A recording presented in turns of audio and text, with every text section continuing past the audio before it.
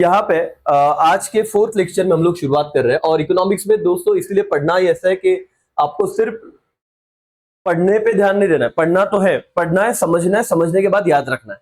अगर ये तीनों चीज में आप आगे जाओगे तो ही आपको अच्छे मार्क्स मिलेंगे। अगर आपने सिर्फ एक ही चीज पे फोकस किया, रीडिंग, और फिर पेपर में गए तो रिकॉल ही नहीं होगा। ठीक है, तो हमने क्या कहा था, इस चैप्टर को कैसे डिवाइड किया था, 3 हिस्सों में डिवाइड किया था सर। सबसे पहले हम बेसिक टर्म मतलब इकोनॉमिस्ट के बारे में बोला है। दूसरा हमने क्या देखा था बेटा, माइक्रो। और तीसरा पार्ट है इस चैप्टर का मैक्रो। इससे चैप्टर खत्म हो जाता है, सारे क्वेश्चन आंसर में आपके करा लूंगा, एक टेस्ट ले लूंगा जिससे आप ऑफिशियली बोलोगे चैप्टर खत्म, विषय डन करके। अब माइक्रो में हमने देखा था, माइक्रो हो या मैक्रो, मैं रिवीजन करा रहा हूं क्विकली, 4 मिनट लगेंगे लेकिन खत्म हो जाएगा और सारा का सारा पार्ट। फिर आज हम ऐसे समझेंगे, पहले वाला पार्ट बेसिक टर्म का कर लेंगे। बताओ the term micro and macro ये फर्स्ट बार कब यूज किए गए, कौन से ईयर में यूज किए गए? तो मैंने आपको कहा था इन द ईयर ऑफ 1933। ये टर्म किसने किसने लाए थे पहले? यहां पे मैं लिख रहा हूं, जरा ऑब्जर्व करना सर, रैगनर क्या बेटा, फ्रिश। ठीक है, स्पेलिंग देखना। ओके, इसने इकोनॉमिक्स को कितने पार्ट में डिवाइड किया? 2, एक माइक्रो और एक क्या, मैक्रो। ये कौन से टर्म से आया? फ्रेंच, जर्मन, ग्रीक, लैटिन, क्या? वेरी गुड, आपका जवाब बहुत सही है बेटा, ग्रीक वर्ड से ये डिराइव्ड हुआ है। माइक्रो का मतलब, अच्छा ग्रीक कौन सा वर्ड है माइक्रो के लिए? के, माइक्रोस। और मैक्रो के लिए क्या है? के, मैक्रोस। ठीक है, अच्छा माइक्रो का मतलब क्या होता है, स्मॉल की लार्ज?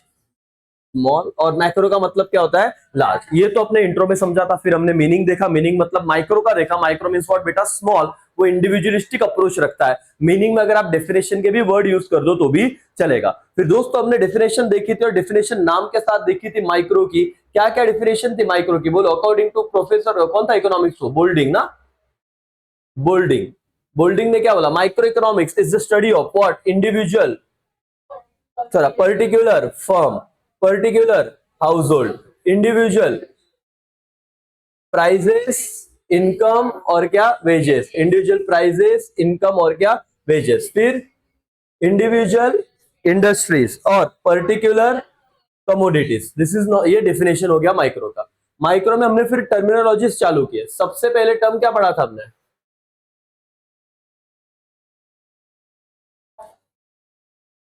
बॉन्ड पढ़ा था पक्का? नहीं, हमने पढ़ा था, वहां पे टेक्स्ट बुक में दिया है सपोज बॉन्ड। बॉन्ड में क्या है, इसके कैरेक्टरिस्टिक मीनिंग है, कैरेक्टरिस्टिक से क्या आता है, क्लासिफिकेशन है। फिर क्या था बॉन्ड के बाद, देख के बोलो तो भी चलेगा। बॉन्ड के बाद क्या था पक्का? बॉन्ड के बाद क्या था, वर्ल्ड नहीं था? वही था क्या, वैल्यू इन क्या बेटा, यूज। वैल्यू इन यूज और वैल्यू इन क्या, exchange.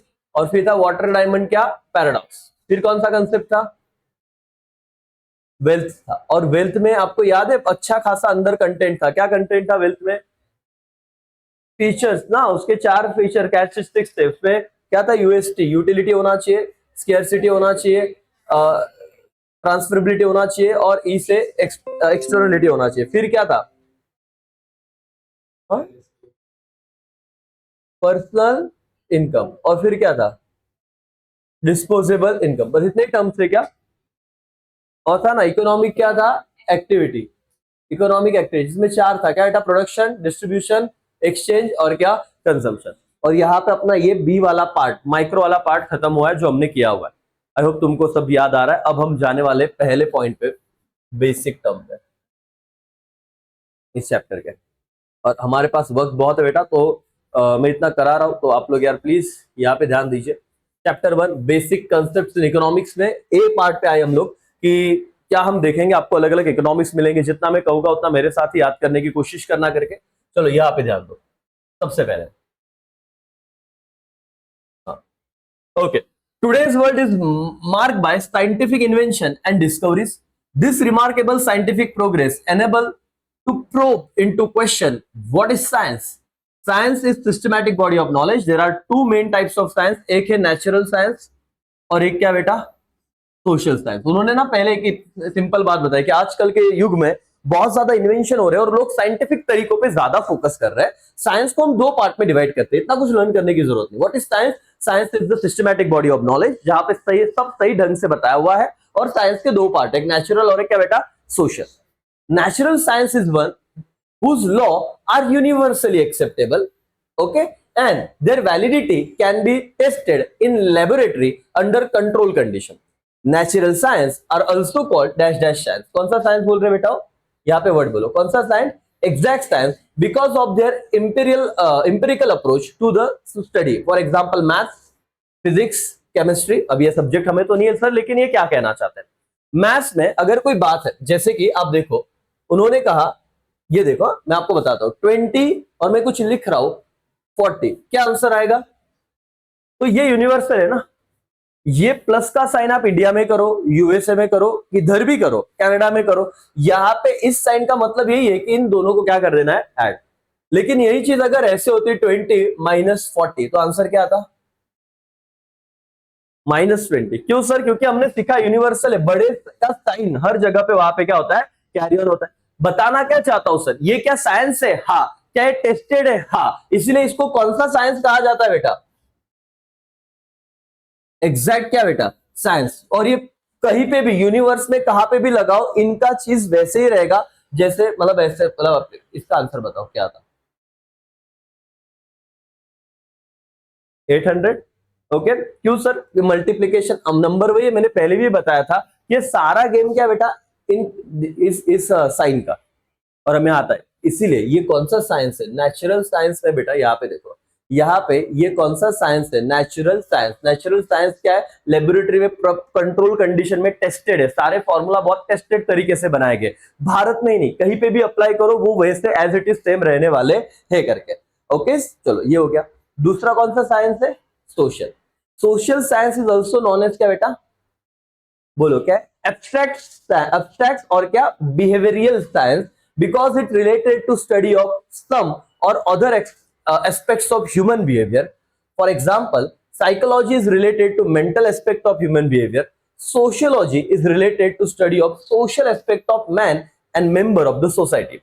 Human behavior can neither be empirically tested nor can be studied in the laboratory. Hence, the law of social science are not universal, but they are only statement of the general क्या बेटा? human tendencies. ठीक है sir, क्या पढ़ा? कुछ भी मत learn करना. मैं ये चाहता हूं कि आप बच्चे जो ये पढ़ रहे हो इकोनॉमिक्स का, ये जो पार्ट 11 के इकोनॉमिक्स के पहले चैप्टर का कुछ बात आई, उन्होंने दो ही बात बताई कि साइंस से सिस्टमैटिक बॉडी है, मतलब स्टडी किया हुआ है, सारी चीज एकदम प्रॉपर तरीके से स्टडी किया है. उसको दो पार्ट में डिवाइड कर दिया. एक कौन सा? नेचुरल, और एक कौन सा? सोशल. यहाँ पे दे दो, बाकी कुछ नहीं. नेचुरल और क्या बेटा? सोशल. कौन सा साइंस वेल टेस्टेड है लेबोरेटरी में, जो यूनिवर्सली एक्सेप्टेबल है, एप्लीकेबल है? इसका जवाब आ गया. ओके. कौन सा साइंस हम ये नहीं बोल सकते कि यूनिवर्सली सेम एप्लीकेबल रहेगा? Social science. कौन सा साइंस ह्यूमन साइकोलॉजी के साथ, ह्यूमन बिहेवियर के साथ डील कर रहा है? Social science. ओके. कहां पे किसको एग्जैक्ट बोला गया है? Exact science. अच्छा, किसको एब्स्ट्रैक्ट बोला गया है? ठीक है, फिलिंग द ब्लैंक्स में आएगा, मैच द पेयर्स में एक सोशल आएगा, एक नेचुरल आएगा. और हमने यहाँ पे ही देखा, नेचुरल को क्या कहा जाता है बेटा? कहाँ पे क्या देखो? Exact science. और सोशल को क्या कहा जाता है? यहाँ पे देखो, एब्स्ट्रैक्ट. एब्स्ट्रैक्ट का मतलब क्या है? Behavioural science. क्या लगता है इकोनॉमिक्स कौन सा साइंस रहेगा? ये 1 मार्क्स का सवाल है. अब बच्चों को ना लर्निंग करते वक्त समझ में ही नहीं आता. मुझे बताओ इकोनॉमिक्स किसके साथ डील कर रहा है? आगे आप सीखोगे 12 में, ह्यूमन बिहेवियर के साथ डील करता है कि कौन सा व्यक्ति कौन से केस में कितने पैसे होने के बाद क्या रिएक्ट करता है. तो इसलिए कौन सा साइंस होता है? जो चीज, जो study human relation, human behaviour के साथ स्टडी किया जाता है, जो सब्जेक्ट. तो इसीलिए इकोनॉमिक्स ये सब्जेक्ट हमारे साइंस के पार्ट में कहां पे आता है? नेचुरल की सोशल? सोशल. तो बेटा बिना रटे आपको लिखते आएगा. यस और नो? नींद आ रही है ना रियाज? बताओ कौन सा साइंस है, बोलो कौन सा साइंस है एग्जैक्ट. अच्छा चलिए वापस एक बार ना यहाँ पे ध्यान दो. चलो ये आपके लिए वापस बता रहा हूँ, प्लीज पे अटेंशन बेटा. यहाँ पे देखो, इकोनॉमिक्स में कौन कितने पार्ट, कितने प्रकार के साइंस उन्होंने बोले? नॉर्मल, सॉरी, इकोनॉमिक्स में साइंस के कितने पार्ट बोले उन्होंने? 2. एक क्या है? नेचुरल, और एक क्या है? सोशल. ये तो फिक्स हो गया भाई. नेचुरल को एक वर्ड क्या है? एग्जैक्ट. और इसको एक वर्ड क्या दिया? एब्स्ट्रैक्ट. एब्स्ट्रैक्ट मतलब किसके बिहेवियर के साथ स्टडी करता है? Human behaviour. ओके. कौन सा यूनिवर्सली एप्लीकेबल है? नेचुरल साइंस यूनिवर्सल है. सोशल क्या है बेटा? ह्यूमन बिहेवियर, यूनिवर्सल एप्लीकेबल नहीं है. हमारा जो इकोनॉमिक्स है ये कौन सा साइंस है?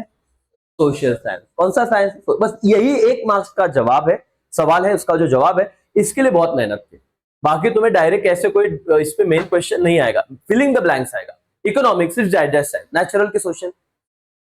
डन? पक्का बोलोगे अभी? नहीं, कौन सा साइंस है? सोशल। ठीक है, चलो यहाँ पे इतना ही करना था दोस्तों। अब आगे बढ़ते हैं। The origin of term economics lies in the Greek word, ये भी ग्रीक से आया था बेटा। तो इकोनॉमिक्स ये टर्म देखो, माइक्रो और मैक्रो तो छोड़ दो, मेन इकोनॉमिक्स से कहां से आया था? ग्रीक वर्ड क्या बेटा? इकोनोमिया, विच मींस मैनेजमेंट ऑफ क्या? House hold. दोस्तों मैं लर्न करवा के देने वाला हूं आपको। मीनिंग ऑफ इकोनॉमिक्स हम देख रहे हैं और मैं आपको कितने पॉइंट लिखने वाला हूं। देखो पहला पॉइंट ये रहेगा मेरा, economics is which science? Social science. दूसरा पॉइंट ये रहेगा, जो ओरिजिन जो है इकोनॉमिक्स इस टर्म की, वो कौन से वर्ड से आया हुआ है? ग्रीक। और ग्रीक वर्ड कौन सा था? ओइकोनोमिया। क्या बेटा? ओइकोनोमिया, जिसका मतलब होता है मैनेजमेंट ऑफ क्या? House hold. मैं चाहता हूं कि आप अगर मेरे साथ ये लर्न करना चाहते हो, जरा ऑब्जर्व करना। आपको अगर पूछा जाए कि आपको सवाल आएगा क्या बेटा, meaning of what Raja? Economics. Meaning of what? Economics. तो आप क्या कहोगे? सबसे पहला पॉइंट, इकोनॉमिक्स से कौन सा साइंस है बेटा? सोशल साइंस है। ठीक है, दूसरा पॉइंट क्या लिखोगे? द टर्म इकोनॉमिक्स, ये कौन से वर्ड से आया हुआ है बेटा? टर्म इकोनॉमिक्स ये डिराइव्ड हुआ है कौन से वर्ड से? ग्रीक वर्ड से। Greek word. और वो ग्रीक वर्ड कौन सा है बेटा?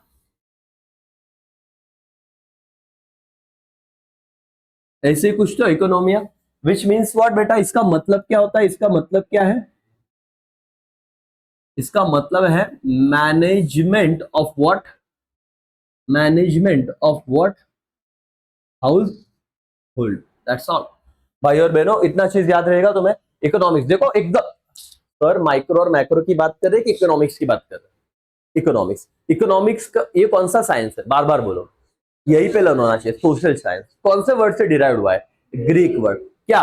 Economy, which means what? Management of household. इतना लिखता आएगा दोस्तों। वापस से एक बार आप पढ़ना और ऐसे ही नोट्स लिखना, इसी तरीके से चीजों को डील करना।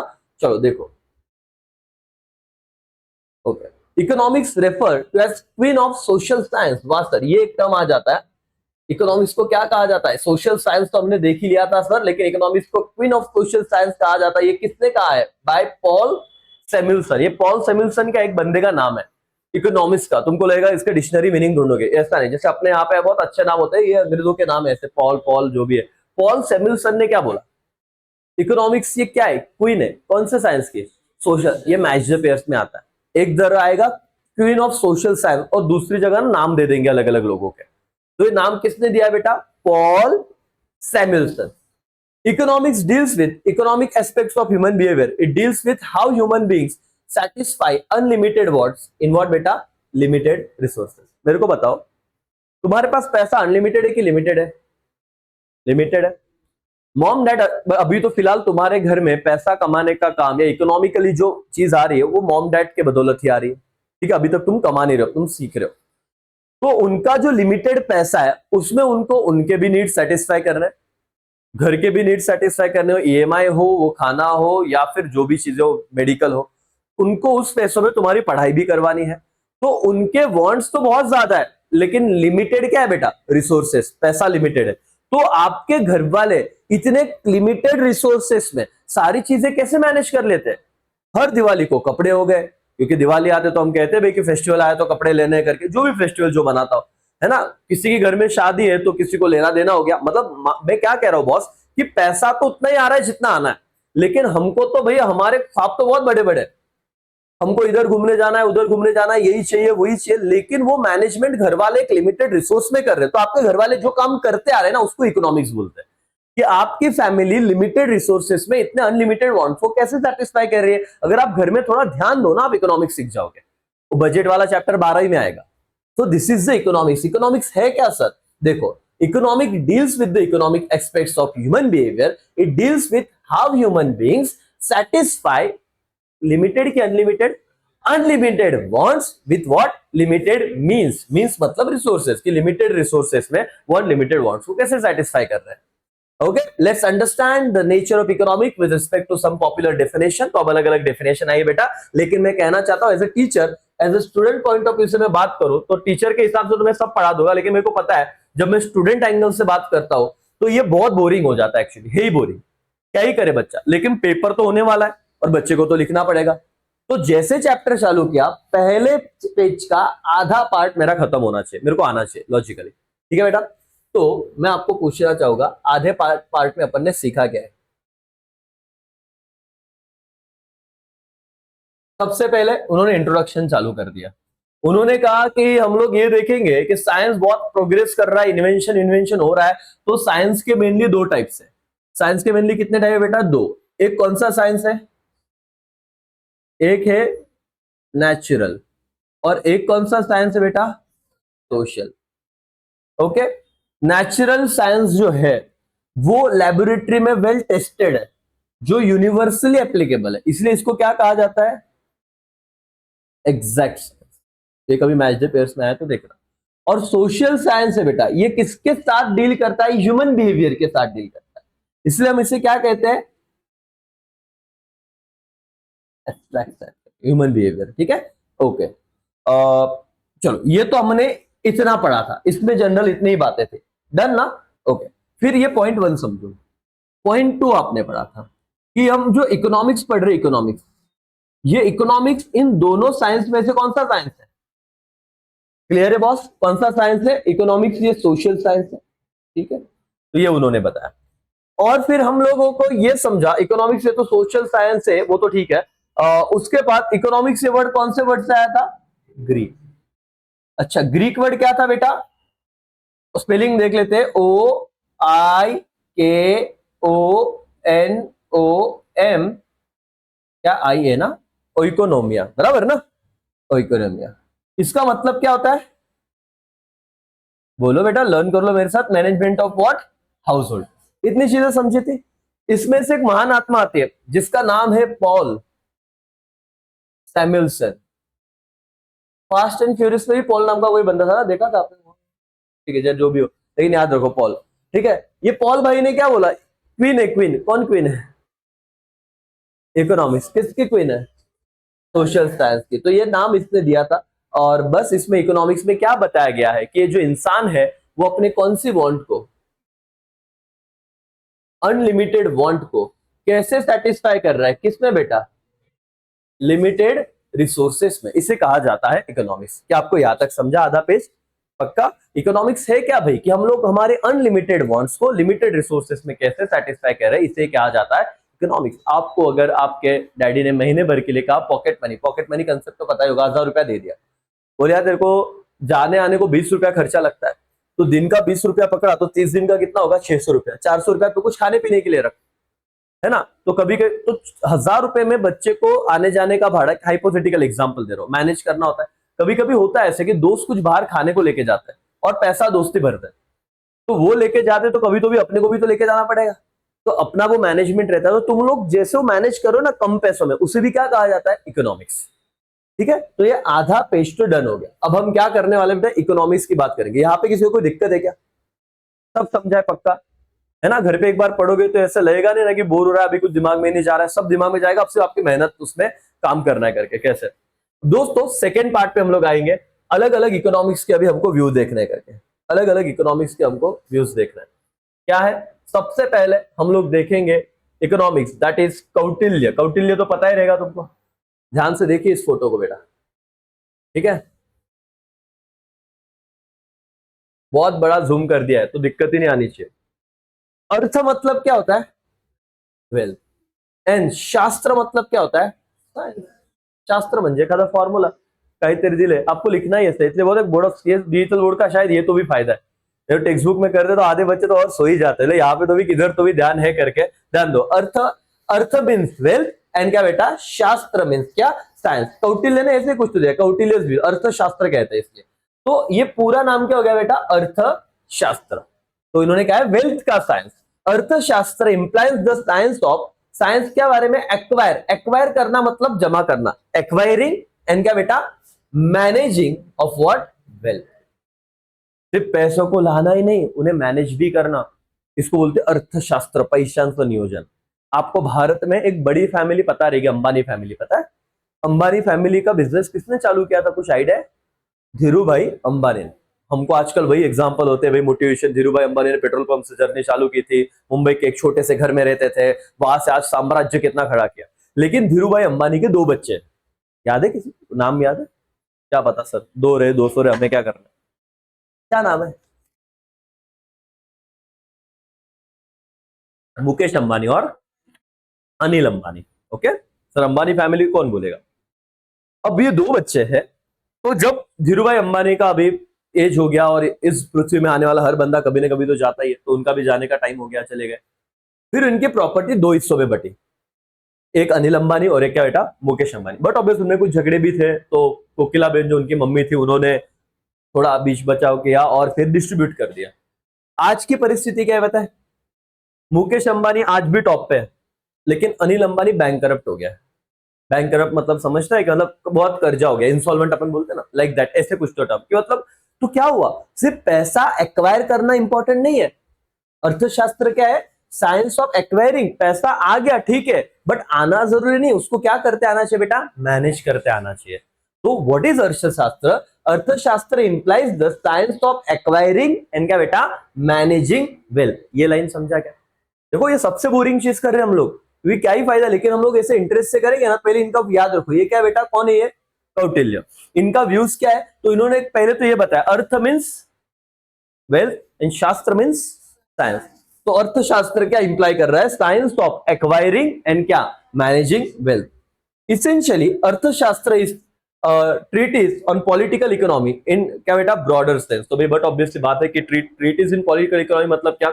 ये बहुत बड़ा की रोल प्ले करता है कहां पे? पॉलिटिकल इकोनॉमी में। बट यहाँ पे इतना याद नहीं रखना है आपको, की पॉइंट्स याद रखने। कौटिल्य के, कौटिल्य क्या कहता है कि क्रूशियल रोल प्ले करता है ऑफ द क्या बेटा? अर्थशास्त्र, स्टेट और क्या? गवर्नमेंट में। Crucial role of the state and government का भी यहाँ पे इंपॉर्टेंट फोकस ऑन। कौटिल्य के हिसाब से अर्थशास्त्र, इकोनॉमिक क्या है? Creation of wealth as to means of insure welfare of the state. अब ना मैं आपको एक बात बताता हूं, पढ़ने में बोर क्यों होता है? क्योंकि कनेक्ट ही नहीं होता है चीज। भारत में रोड बन रहे, बराबर है। मोदी जी कह रहे हैं कि हम लोगों ने बहुत बड़ा महाराष्ट्र में छत्रपति शिवाजी महाराज का हमें स्टैच्यू उभारो, उसको 500, 600, 1000, 2000 करोड़ लगेंगे। वो पैसा कहां से आता है? वेरी गुड बेटा, टैक्स। अपने को कभी कभी ख्याल नहीं आता है गवर्नमेंट के पास ही मशीन है पैसे छापने की, तो छापो मशीन, जो लगता है भाई वो करो। वैसे नहीं कर सकते। क्यों नहीं कर सकते पता है? मैं आज आपको, क्योंकि बोरिंग चैप्टर में कुछ ना थोड़ा बहुत इंटरेस्टिंग और रियल स्टोरी भी बतानी पड़ेगी। या दूसरा, कभी कभी ख्याल आता है कि सर इतने देश में गरीब लोग हैं, सबकी गरीबी दूर करनी, तो एक काम करो ना यार, पैसा इतना छाप दो, सब में बांट दो, क्या ही फर्क है, कागज के टुकड़े तो लगेंगे। सेंस बनता है। गवर्नमेंट को क्या ही चाहिए? छापो और बांटो। ऐसा किया तो क्या होगा? गरीबी दूर हो जाएगी कि नहीं हो जाएगी? गवर्नमेंट को किसी ने रोका है क्या? आरबीआई गवर्नमेंट मतलब भले इंडिपेंडेंट है, लेकिन गवर्नमेंट का कुछ ना कुछ इन्वॉल्वमेंट वहां पे हो जाता है। आरबीआई पता है ना, रिजर्व बैंक ऑफ इंडिया, वही नोट वगैरह छापती है। छाप के बांट दिया तो क्या लगता है आपको? बहुत सही बोल रहे हो रिया बेटा, लो मतलब क्या, बहुत सही पॉइंट बोल रहे हो आप। उन्होंने बहुत सही पॉइंट बोला, उसको मैं एक्सप्लेन करूंगा एग्जांपल के साथ। एक देश है, आगे आएगा आपको, इसमें आएगा कि पता नहीं कहाँ पे है, मतलब सीएम है कि इसमें। उसने ऐसे ही किया था, बनाया and बांट दिया। आपने कभी स्कूल में भी पढ़ा होगा, आई डोंट नो पढ़ा है कि नहीं। तो सिंपल सी बात है कि आज दुनिया क्यों चल रही पता है? क्योंकि हर किसी को थोड़ा बहुत नीड है। आपने ऐसे भी काम देखे रहेंगे जो करना बहुत मुश्किल होता है, जैसे कि आप देखते हो कि बड़े बड़े बिल्डिंग पे वो झोला झोका बांध के ना वो कलर देते हैं, है ना। और एक आधा दोरी छुट गया तो खत्म। और वो ऐसे 20-20 माले की बिल्डिंग पे ऐसे रिस्क वाले काम करते हैं। क्यों करते हो रिस्क वाले काम? क्योंकि उन्हें क्या मिलता है? पैसा। उस भाई साहब के बैंक में अगर 5 करोड़ होता और बोलते देखो लटकाते कलर मत, मारेगा क्या? तो आप लोगों को अगर पैसा, और चलो एनीवेज, आज मेरे पास आज वड़ा पाव 18 रुपए में मिल रहा है क्योंकि डिमांड और सप्लाई से डिसाइड हुआ। कल सबके पास लाख लाख रुपए है तो भाव, इन्फ्लेशन बढ़ जाएगा। ओके, दूसरी एक बात बोलो, आपको मैं कनेक्ट कराने की कोशिश करता हूं, आप देखना हो रहा है कि नहीं।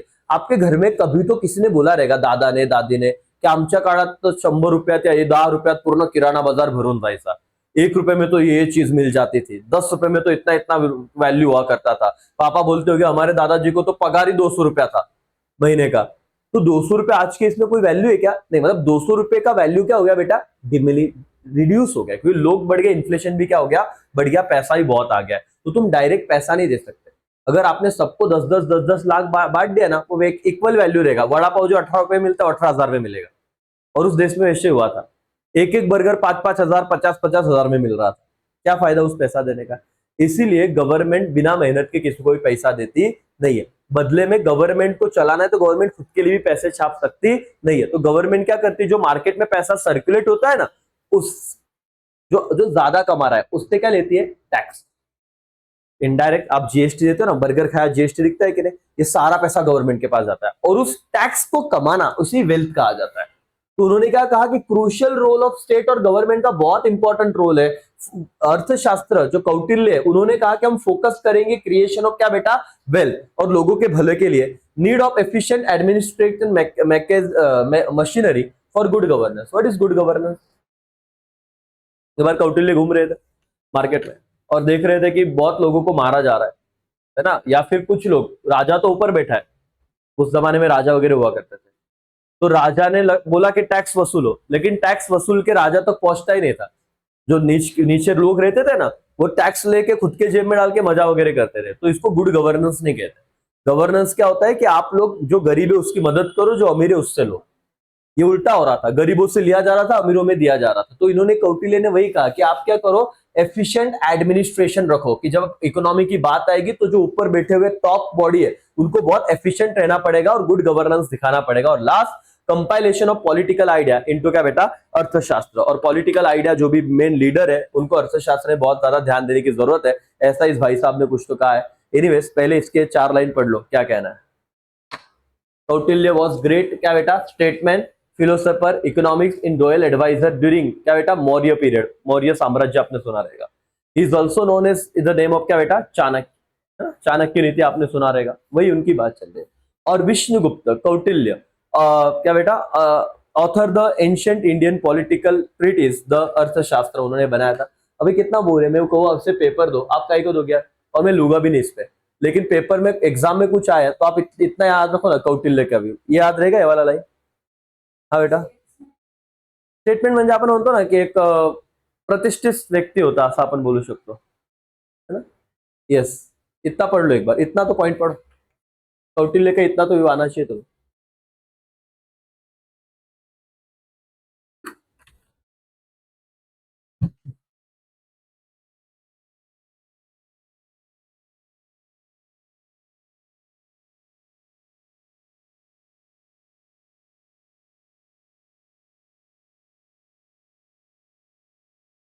एक पढ़ लो यार, और इसलिए आज बड़ा सेशन रखा है, फिर थोड़ी देर बाद अकाउंट भी थोड़ा बहुत करेंगे हम लोग।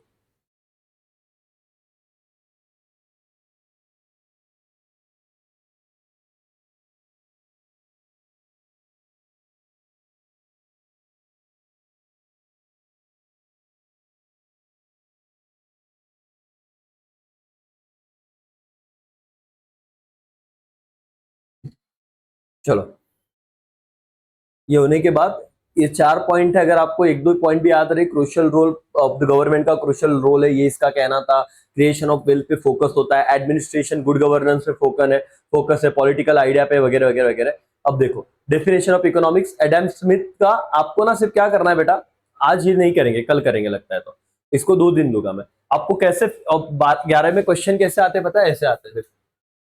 ये एडम स्मिथ है ना, इसका डेफिनेशन किससे ओरिएंटेड था? तो ये देखो, एक नाम है क्या बेटा? Wealth oriented. फिर और एक नाम आएगा एडम स्मिथ के बाद, यहाँ पे देखो, ये कहाँ पे गया? हाँ, प्रोफेसर क्या है बेटा? Alfred Marshall. इसका डेफिनेशन क्या ओरिएंटेड है? Welfare oriented. फिर ना और एक नाम आएगा यहाँ पे, अल्फ्रेड मार्शल के बाद आया, ये देखो क्या नाम है? Lions Robins. इसका डेफिनेशन किससे रिलेटेड है? Scarcity oriented. तो आपको ना फिलिंग द ब्लैंक्स में याद है, और इतना ही है क्या? हाँ, इतना ही है। फिर देखो माइक्रो, तो अपने को कल 3 चीजें देखनी है। देखो, मैं बहुत बोरिंग है इसलिए मैं भी ज्यादा इसको ये नहीं करूंगा। 3 लोगों के नाम पढ़ने, एडम स्मिथ, अल्फ्रेड मार्शल, और लास्ट में कौन था? रॉबिन्स था ना, रॉबिन्स। तीनों को पढ़े एक बार, आप भी घर पे पढ़ के आना, लेकिन यहाँ पे लर्न करना, घर पे होगा नहीं, तो कल मैं करा के दूंगा। आज के छोटे से सेशन में रुकते हैं। आज हमने इस चैप्टर के एक ही पार्ट को किया, इस पार्ट को, और यहाँ पे सिर्फ कौटिल्य जी को पढ़ा। ये आज पढ़ सकते हैं, लेकिन आज पढ़ लिया तो याद नहीं रहेगा, सिर्फ एक पेज बचा है, कल ये वाला पेज करना अपने को, ये हमने ऑलरेडी कर लिए है। ठीक है, मैक्रो में दिक्कत नहीं आएगी। ये 2 पेज पे एक्चुअली मार्क्स भी आते हैं और बच्चों को यही 2 पेज बहुत बोर होता है। ये बहुत छोटी छोटी सी बात। रॉबिन्स का इतना कहना है, देखो अल्फ्रेड मार्शल तो इतने में खत्म हो जाता है, बस इतनी बातें कही उसने। अल्फ्रेड मार्शल का इतना सा पॉइंट है, रॉबिन्स का इतना सा पॉइंट है, और फिर ये क्या हो गया भाई, वेल्थ ओरिएंटेड का इतना सा पॉइंट है। ये बहुत छोटा, लेकिन फिर ये रीडिंग के लिए अभी भी हो जाएगा 10 मिनट, बट ये रीडिंग होगा, फिर तुमको याद नहीं रहेगा। तो कल करेंगे, और अभी 5-10 मिनट का ब्रेक लेंगे और फिर अकाउंट चालू करेंगे। ठीक है।